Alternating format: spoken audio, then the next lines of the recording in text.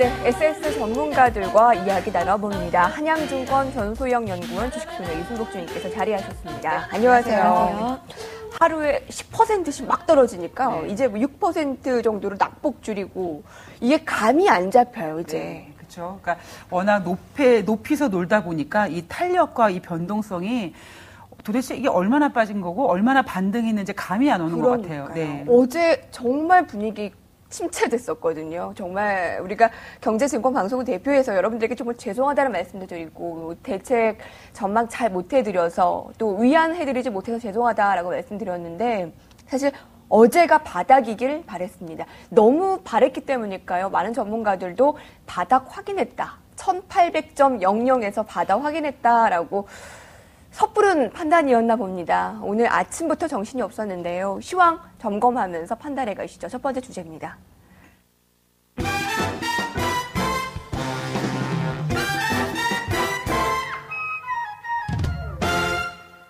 이순복 주임님, 어제 정말 빠른 반등을 나타내면서 마감이 됐잖아요. 네. 1800 딱 찍고 올라왔기 때문에 이제 반등이 시작되나 보다 했는데 오늘 갑자기 오전부터 이렇게 또 급격하게 빠졌잖아요. 네, 그런데 어떻게 파악할 수 있습니까? 어제 1800포인트에 대한 지지는 너무 의도적인 지지였다라는 생각이 듭니다. 그리고 장중에 뭐 자문사라든가 외국인들이 계속 손절문약이 사실 나오긴 했었었는데요. 1800은 이게 뭔가 자연의 섭리가 아니라 하늘의 뜻이 아니라 의도적으로 지키려는 모습 속에서 미국 시장이 워낙 급락을 했기 때문에 오히려 그 여파가 오늘까지 미뤄졌던 것 같고요. 오늘 개인 투자자분들이 과감하게 아침부터 매수로 들어갔습니다. 그래서 과연 이게 현명한 선택일까라는 생각을 한번 해봤는데요. 제 개인적인 생각으로는 앞으로의 변동성 내지는 움직임은 좀 더 보일 거지만 이 글로벌 증시는 하늘의 뜻 조금 축소시키면 미국에서 무언가 나오지 않겠느냐. 그리고 전 세계가 이 위기를 드디어 이제 수습하기 위해서 두 팔을 걷고 적극적으로 나서지 않겠느냐라는 기대심에 많이 좀 집중이 되어 있는 것 같습니다. 제목이 딱 맞네요. 정말 분석이 의미가 없는 시장인데요. 외인 매도 압박보다 솔직히 말해서 더 불안한 거는 지금 과연 이게 해결이 될까? 뭔가 보이지 않는 이 두려움이 더 지금 투자 심리를 위축하고 있는 것 같아요. 그래서 제가 아까 발키리도 말씀을 드렸지만 외국인들의 매도세가 좀 당분간 이어진다 그러면 우리의 랠리가 좀 우리만의 랠리를 그러니까 리그를 준비를 해야 될 것 같고요.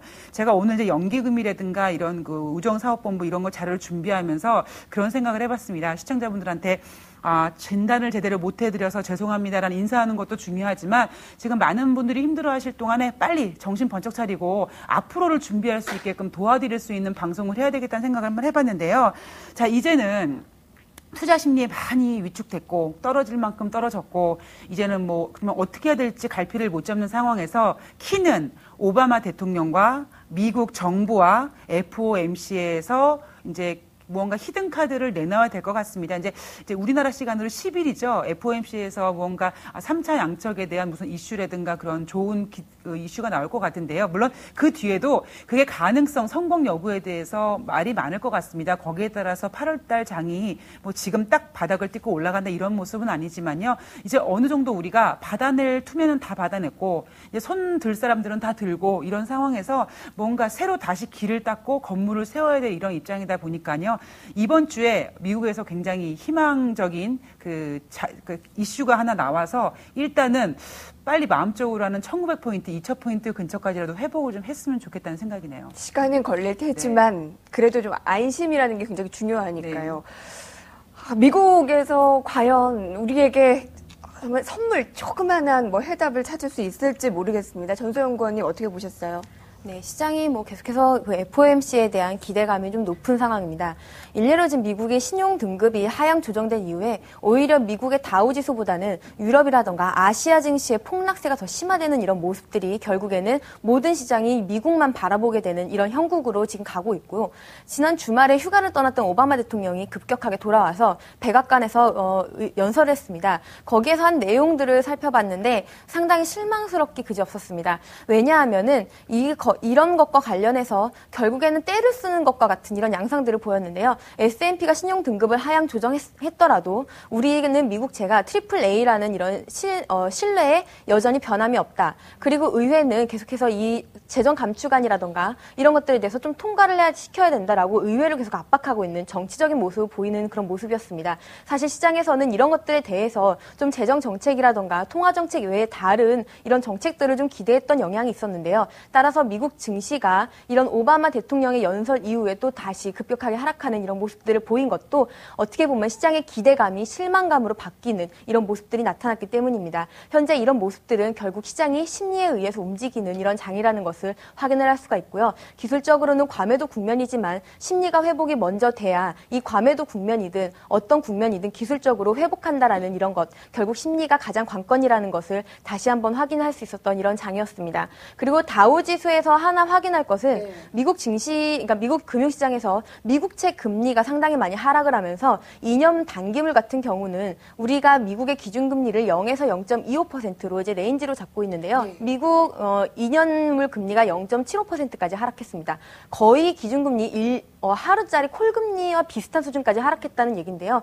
그만큼 지금 미국 금리가, 미국 국채가 안전자산으로 각광을 받고 있는데 미국의 신용등급이 하향 조정이 됐음에도 불구하고 이렇게 각광을 받고 있는 이유가 두 가지가 있습니다. 현재 미국이 발행하고 있는 채권이 상당히 많기 때문에 이 트리플 A로 모든 사람들이 사들였던 미국 채권을 다른 자산으로 대체할 만한 자산이 없다라는 거 하나와, 그리고 최근에 이제 뭐 오늘 뉴스를 유심히 보셨던 분들은 아시겠지만 S&P에서 프랑스와 그리고 독일, 영국의 신용등급도 하향 조정할 수 있다라는 이런 부정적인 발언을 내놨습니다. 이 얘기는 즉 뭐냐면 결국에는 우리가 알고 있는 선진국 중에는 트리플 A 국가가 하나도 없을 수 있다. 그렇게 되면 결국 또 더블 A 플러스가 최고 신용 등급이 될 수 있다라는 이런 의미가 되겠죠. 이런 것들도 한번 주의 깊게 살펴볼 필요가 있겠습니다. 지금 전소연 연구원이 이제 심리 이야기를 해주셨잖아요. 네. 제가 이 얘기를 꼭 한번 드리고 싶었는데 어제 밤에 뉴스를 보니까 지상파 K로 시작하는 방송국에서요.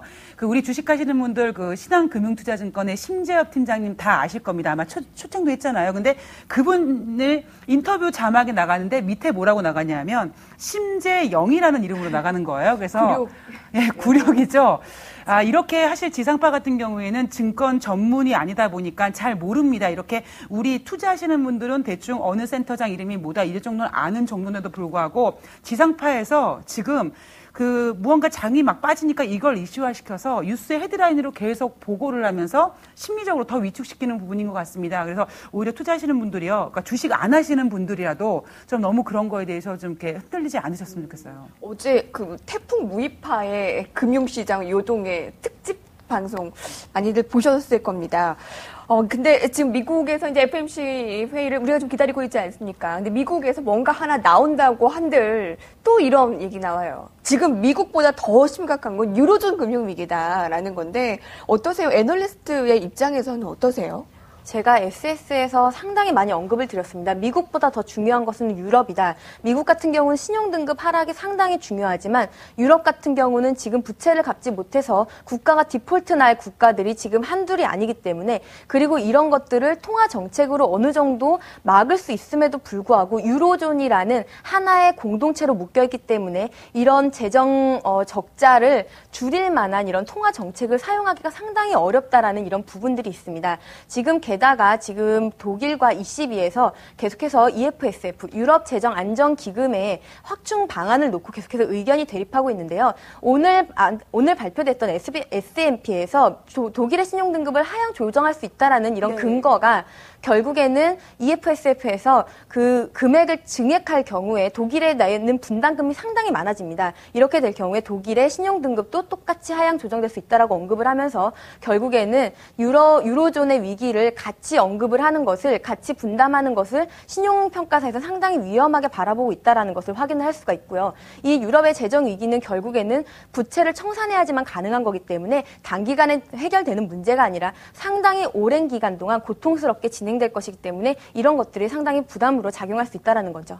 사실 더 확대가 된 건 없습니다. 미국의 더블딥, 유로존의 금융위기인데 해도 얘기가 끝이 없습니다. 그것이 진짜 공포 심리에 확대가 된다는 문제인데요.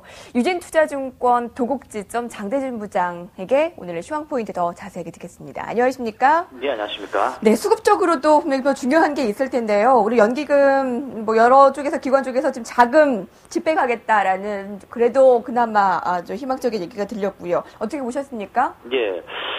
사실 전일 이제 저축은행 연계에서 스탁론이 실질적으로 이제 반대매매 나가면서 지수가 큰 폭의 하락을 했다가 다시 이제 반등하는 모습을 보여가지고 오늘 정도에는 다시 이제 그 물량들이 부담이 되지 않겠다라는 생각을 좀 했었는데 결국에는 또 미국이 500포인트가 넘는 하락을 좀 하면서 투자 심리를 또 냉각시켰습니다.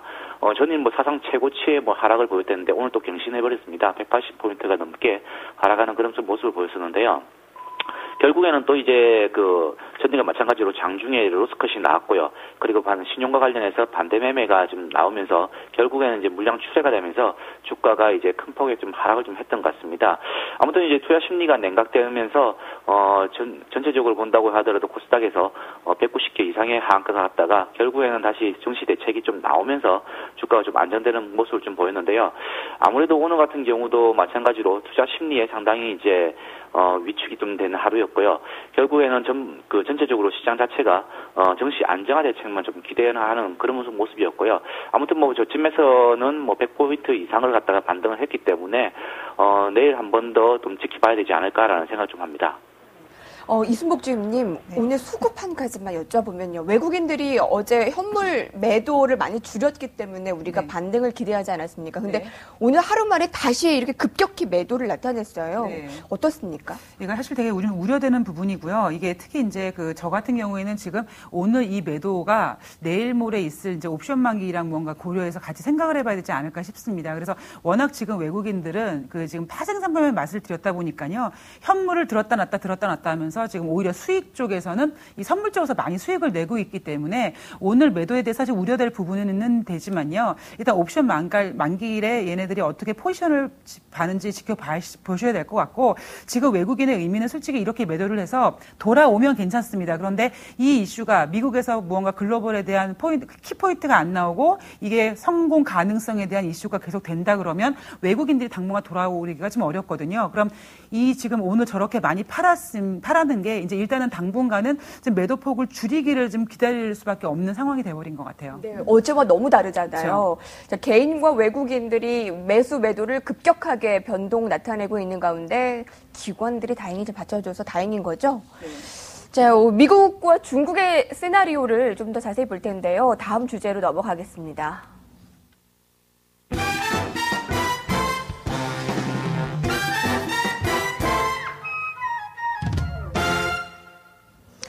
중국의 소비자 물가가 오늘 발표됐는데 예상보다 높게 발표되면서 오늘 증시가 한번 또 낙폭을 크게 하락된 겁니다. 그리고 오늘 시장의 눈은 오늘 밤에 미국 FOMC 회의고요. 이 두 가지 주제로 전문가 연결해 보겠습니다. 대신경제연구소 문정희 선임연구원입니다. 연구원님 안녕하십니까? 예, 안녕하십니까? 네, 오늘 밤 열리는 FOMC 추가 유동성 조치에 대한 발표가 있을 예정인데 벤 버냉키 의장의 입에 전 세계의 이목이 쏠려 있습니다. WTI 위기 어떻게 해결해 나갈 것으로 예상을 하십니까?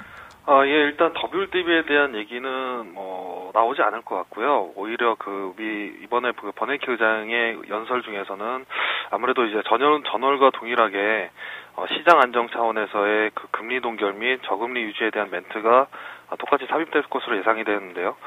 그런 의견에 대해서는 별로 시장에 대한 의견이 없습니다. 문제는 이제 3차 양적 완화를 시행할 것이냐에 대해서는 이견이 좀 있는데요. 3차 양적 완화가 무엇보다 투자 심리 안정에 가장 높은 효과가 있다는 점에서 투자자들에 대한 기대 심리가 상당히 높습니다. 하지만은 저희 같이 이제 이코노미 쪽에서 봤을 때는 반대 의견도 상당히 있는데요. 문제는 이제 지난 1, 2차 양적 완화 조치로 인해서 미국의 경기가 얼마나 상승을 했느냐, 얼마나 좋아졌느냐라는 펀더멘탈 측면에서 봤을 때는 별로 큰 효과가 없었다. 오히려 인플레이션만 부추겼기 때문에 통화량 증가로 인해서 경기에 미치는 영향은 당초 예상보다 크지 않았다라는 측면에서 좀 부정적으로 볼 필요가 있습니다. 특히 이제 최근 연준의 그 초과 지준이 과도하게 쌓이고 있고 오히려 통화 유통 속도가 과거 이제 8배, 9배 중에서 최근에 3배 이내로 떨어지면서 양적 완화를 통한 경기 부양 효과가 크지 않았음을 시사하고 있습니다. 따라서 3차 양적 완화에 대한 저희 쪽에서 봤을 때는 좀 가능성이 없지 않느냐 이렇게 생각이 됩니다. 다른 방안으로 예상되는 조치는 무엇보다 이제 초과 지준율 인하를 통해서 은행 대출을 유도함으로써 통화 유통 속도를 높이는 방법이 있겠고요. 가장 유력한 방법이 될 것으로 생각되고 있고, 또 하나는 이제 지난 11월 이후에 중단되었던 단기 국채 매도, 장기 국채 매수를 통해서 정부의 채권 만기 연장과 그 시장 주체들의 그 기대 인플레이션을 낮추는 방안도 시장에 다소 긍정적인 영향을 미칠 것으로 예상되고 있습니다. 따라서 이번 그 FOMC에서 봤을 때 저금리 유지에 대한 멘트는 꼭 삽입될 것으로 예상되는 데는 이견이 없는 반면에 3차 양적 완화에 대한 얘기는 나오지 않을 것으로 예상되고 있고요. 오히려 초과 지준율 인하를 통한 통화 유통 속도 증가 그리고 장기 국채 매수를 통한 정부의 만기 부담이나 기대 인플레 하락 등이 가장 유력한 방법으로 생각되고 있습니다. 어제 우리가 짚은 것이 그대로 나왔네요. 정세영 의원님, 1차, 2차 양적 완화에서 뭐 좋은 점도 있었지만 분명히 인플레도 더 확산됐고 집값도 여전히 못 잡은 부작용이 있었잖아요. 그렇기 때문에 3차 양적 완화에 대한 얘기를 적극적으로 할까에 대한 질문을 우리가 했었는데 역시 지금 문정희 선임연구원도 3차 양적 완화가 시행될 가능성을 낮게 보고 있습니다. 예.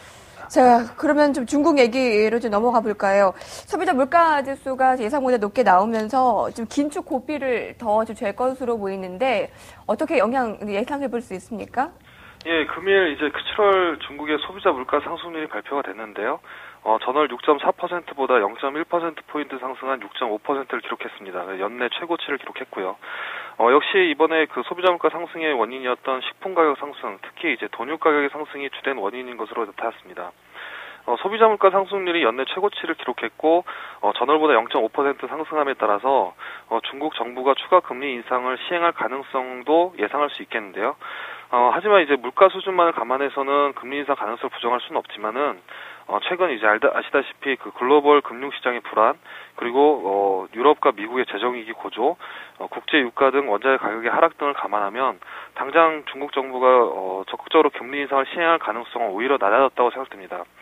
이미 그 수요 측면의 인플레 압력인 통화량 증가율이 정부 목표치를 하회하고 있고요. 식품 가격 상승의 원인이었던 돈유 가격 역시 전년비로 봤을 때는 7월 상승률이 고점인 것으로 보이고 있습니다. 그리고 경기 둔화 우려에 따른 그 원자재 가격의 하락 역시 지금 당장 중국 정부가 금리 인상을 해서 인플레를 낮추는 요인이 없어지는 거죠.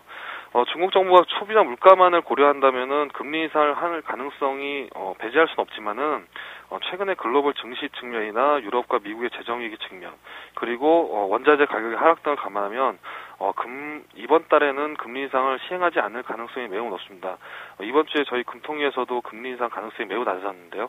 그만큼 글로벌 증시 측면이나 미국과 유럽의 경기 측면이 상당히 그 대외적인 경제 측면에서 봤을 때 우려할 수준으로 많이 나타났기 때문에 중국 역시도 이번 그 소비자 물가 상승률만으로 금리 인상을 할 가능성은 매우 낮았다고 생각됩니다. 네, 금리 인상 중국에서 나오면 또 한 번 글로벌 시장이 급락 가능성을 배제할 수 없겠죠. 이게 아무래도 리스크 요인이 많이 커지겠죠. 예. 네, 대신경제연구소의 문정희 선임연구원이셨습니다. 고맙습니다. 예, 감사합니다. 사실 긴축 정책과 양적 완화는 반대되는 의미잖아요. 그 중간에 낀 우리나라 참 어지러울 것 같고요. 이렇게 얼마나 글로벌 경제 정상들이 제대로 일을 못하면 한쪽은 이렇고 한쪽은 저렇고 이럴 수가 있나요? 네, 일단 이런 것들은 이제 글로벌 그 자산 가격의 가치들이 이제 불균형적으로 움직이기 때문인데요. 일단 이제 우리가 1차, 2차 양적 완화 정책을 실시했을 때 그 배경이 금융위기 이후에 오히려 미국이 디플레이션 상황이 발생을 했었습니다. 따라서 이제 미국 정부는 오히려 디플레이션보다는 인플레를 어느 정도 조장을 해서 자산 가격과 그리고 자산 가치를 같이 상승시키려는 이런 의도를 가지고 있었는데요. 결과적으로 자산 가격은 상승을 했습니다만은 자산 가치가 그에 따라주지 못함에 따라서 이 자산 가격이라는 것은 어떻게 보면 프라이싱 그리고 거품이라는 의미입니다. 이런 가치들이 함께 올라가줘야 되는데 그런 것들이 나타나지 않으면서 지금 시장이 정신을 차려보니 자산 가격이 너무 밸류에이션이 높아져 있다라는 이런 측면에서 지금 폭락하고 있는 이런 위험 요소들이 어느 정도 지금 제정신에 눈을 뜨고 있다라는 이런 모습들이 나타나고 있는 거거든요. 따라서 지금 QE3에 대해서 당장에 대한 언급은 없고 그리고 현재 미국의 소비자 물가가 3% 안팎으로 상당히 인플레이션에 대한 압력이 높은 상황이지만 현재로서 만약에 지금 현재 상황으로 오늘 새벽에 마감되었던 WTI 유가 같은 경우도 81달러 선까지 하락하면서 원자재 가격이 어느 정도 하락한다면 미국에서는 추가적인 양적 완화 정책을 사용할 카드는 상당히 있다라고 판단을 하고 있고요. 당장 나오지 않더라도 26일 날 잭슨 연설까지도 한번 기대해 볼 만하다라고 보고 있습니다. 이순복 주임님은 FMC에서 나올 메시지 어느 정도로 기대하세요? 저는 사실 기대를 할 수가 없는 게요. 좀 냉정하게 얘기하면 우리가 이번에 대한 그 급락에 대한 이슈를 그렇게 잡아야 될 것 같아요. 과연 무엇이 문제인가라고 봤을 때 너무나 이 전문가들이 이 문제들을 쉽게 우려하지 않았나라는 생각을 한번 해봤고요. 아마 이혜림의 SS를 이제 오랫동안 시청하신 분들은 제가 작년 한 12월쯤에 이제 유로존에 대한 유로존 달러 이야기 말씀을 드리면서 유럽의 유로존에 대한 은행들이 망하기 직전이다 이런 말씀을 한번 드린 적이 있는데요. 우리는 실감을 못하지만 사실 그 당시에 유로존에선 정말 이 폭동이 일어날 정도로 굉장히 심각했다고 합니다. 그런데 그게 지금 한 6개월 정도 뒤 반년 정도 오니까 이게 지금 증시에 영향을 끼치는 것 같은데 저는 항상 어떤 문제가 생기면 가장 안 좋은 최악의 시나리오를 일단 만들어 놓고 거기까지 가지 않으면 잘 되겠구나 수습을 해야 되는데 지금 우리는 오늘 또 무언가 FOMC에 좋은 기대를 걸고 있다. 거기에 잔밋빛 전망보다는요. 무엇보다 지금 유로존 아까 전소영 연구원이 얘기했던 유로존 문제가 아직까지 시급하게 남아있고요. 지금 9월달 10월달 굵직굵직한 나라들의 지금 국채 만기가 많이 남아있고요. 두 번째는 미국의 3차 양적 완화. 결국 돈을 풀었는데 또 안 된다 그랬을 때는 또 돈을 풀 수밖에 없다면 많은 전문가분들은 또 아마 의외에 좀 될까라는 고민을 많이 할 것 같고요. 또 세 번째 가장 큰 고민은 만약에 중국에 금리 인상을 하게 되면 지금 이 금융위기가 미국에서 유럽에서 이렇게 금융권의 위기가 온 것처럼 중국도 이 가파른 금리 상승 부분이 인플레이션보다 더 가파르게 움직인다는 부분에 있어서 중국의 금융권의 위기, 제가 예전에 한번 발길에서 말씀을 드렸던 것 같은데요. 지금 중국의 은행이요.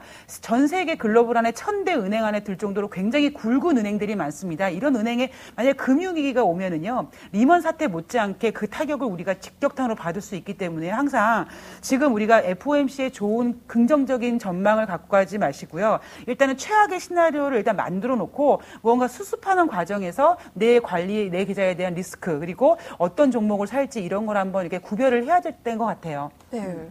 우리나라에서도 정부의 실효성 대책이 좀 나와야 할 텐데 아직까지는 확실한 것이 안 나오는 것이 좀 아쉽습니다. 어떤 거를 우리가 기대를 해볼 수가 있을까요? 장대준 부장님 어떻게 보십니까? 오늘 증시 안정화 대책이 룸으로 해가지고 메시지 돌았긴 돌았는데요. 일단 펀드 세제 혜택이라든지 아니면 공매도 규제, 지금 공매도로 해가지고 이익을 보는 세력들이 많다라는 이야기가 들리면서 공매도 규제라는 이야기가 나왔고요. 그리고 연기금 투자 확대라든지 아니면 증시 안정 기금 확대라든지 그리고 기관의 손절매 물량이 이번에도 마찬가지로 이제 쏟아졌었는데 규제를 좀 완화하자라는 그런 이야기 좀 나왔습니다. 실질적으로 이제 단기적으로 좀 영향을 미칠 수 있는 거는 공매도 규제라든지 아니면은 기관의 손절매 규제를 갖다가 좀 완화하자 그런 쪽이 좀 단기적으로 좀 영향을 좀 미치지 않을까 싶고요. 이런 거는 구체적으로 나오진 않았지만은 나올 것을 기대된다고 하는 그 이야기가 나왔습니다. 그래서 만약에 이런 것들이 나오면은 정시 안정에는 좀 하방 경직성을 좀 유지하면서 좀 시장은 좀 안정되지 않을까라고 지금 생각하고 있습니다. 네. 자, 또 한번 내일 기대를 걸어보면서 전망을 해보도록 하죠. 다음 주제입니다.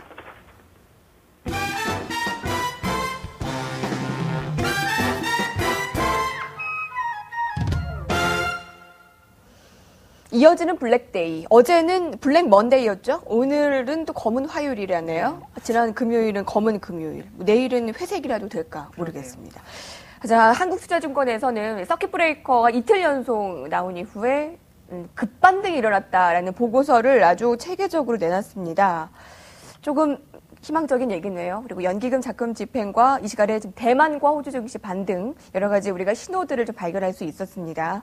내일 어떻게 전망을 할 수 있습니까, 전소영 의원님? 예, 뭐 일단 내일 전망을 예측하기가 상당히 어려워졌습니다. 하루하루 전망들이 계속해서 이제 금융 이제 애널리스트들의 전망들이 계속해서 엇갈리고 있기 때문에 이런 전망들을 하기가 상당히 어려워졌는데요. 일단 변동성이 계속해서 확대가 되고 있기 때문에 이런 변동성을 이용한 스윙 트레이딩 전략은 상당히 매력적이다라는 판단입니다. 하지만 이런 잔파도에 지나가다가 오히려 큰 파도에 휩쓸리는 경우가 많기 때문에 항상 그 스윙 트레이딩을 하더라도 리스크 관리는 항상 필수적으로 하셔야 될 것 같고요.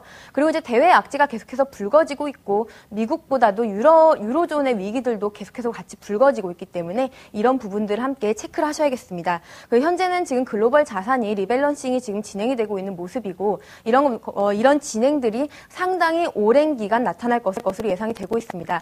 그래서 증시라던가 이런 위험 자산 같은 경우는 좀 약세장에 진행됐다라고 판단을 하고 있고 단기적인 기간 조정보다는 오히려 장기적인 기간 조정을 좀 대비해야 되지 않을까라는 이런 조심스러운 전망도 함께 해봅니다. 그렇게 전망하는 이유는 2008년도에 리먼 위기 같은 경우는 은행의 위기였다라면은 이번에 미국의 신용등급 조정 같은 거는 국가의 위기입니다. 이런 것들의 사안을 한 번씩 고민을 해 보신다면은 좀 중기적으로 좀 판단이 가실 거라 판단이 됩니다. 말씀하신 대로 2008년 금융위기 리먼 사태 때와는 지금이 많이 다른 점이 많잖아요. 차이점이. 그래도 공통점을 찾아본다면 공포가 너무 투매를 일으키고 또 안전자산으로 쏠린다는 건데 그래서 분명히 다르다는 면에서 우리가 해결 방안도 더 지혜롭게 헤쳐나갈 수 있지 않을까 싶어요. 네, 그러니까 우리가 항상 이 증시를 보면은 소 잃고 외양간 고친다는 생각을 한번 해봅니다. 이렇게 급락하니까 이제서야 뭐 기간의 손절매를 규제하고 여러 가지 이제 대응 방안이 나오는데 한 가지 더 우려되는 부분이 만약에 오늘 밤에 FOMC에 좋은 이슈가 나와서 반등을 하게 되면 또 대부분의 전문가들이 또 이제는 위기가 끝났다, 저가 매수에 임하라 이런 이야기가 나올 것 같은데요. 지금 또 우리 금융시장에는 또 헤지펀드라는 또 굉장히 위험한 금융상품이 또 하나 지금 대기하고 있기 때문에 하반기에 대한 지금 외국인들이 파생을 갖고 장난치는 것처럼 이 헤지펀드가 장세를 움직일 수 있다는 부분 또 하나 지금 일주일 동안 400%의 하락은요. 이 자문사의 매도 그리고 외국인들의 매도인데 문제는 자문사는 대부분의 로스컷이고요. 외국인들은 이제 매수 가격대까지 왔기 때문에 이제 외국인들이 정말 매도를 심하게 한다 그러면 정말 글로벌 증시, 한국의 증시에 대한 매력도가 없기 때문에 떠난다고 생각을 하셔야 될 것 같습니다. 그래서 지금부터 굉장히 중요한 포인트인 것 같고요. 특히 무엇보다 중요한 건 지금 개인 시청자분들께서는 자, 좋습니다. 그러면 앞으로 우량주가 갑니까? 얼마 전까지만 해도 그렇게 외쳤던 코스닥이 갑니까? 중소형주가 갑니까? 내수주가 갑니까? 이게 가장 궁금하실 것 같은데요. 앞으로 뭐 이에림 SS를 통해서 발키를 통해서 지금부터 차근차근 앞으로 하반기에 어떤 업종이 갈지 한번 체크를 할 건데요. 꼭 저 혼자 하지 말고 시청자분들도 같이 한번 공부를 해보셨으면 좋겠어요. 지점에서 직접 투자자들의 살갗을 만지는 우리 장대진 부장께서는 또 어떤 전략을 세워주실까요? 예. 아무래도 이제 지수가 많이 하락을 했습니다. 일단 뭐 증시 안정화 대책에 좀 기대를 해본다는 이야기 좀 드리겠고요. 그리고 지수 같은 경우에는 뭐 전에도 마찬가지지만 오늘 같은 경우에는 뭐 긴 꼬리를 갖다가 상당히 많이 달았습니다. 그리고 거래량 상으로도 봐도 이제 최근 들어서의 거래량을 사상 최고를 갖다가 거래소 기준으로 갖다가 이제 발생했었는데요.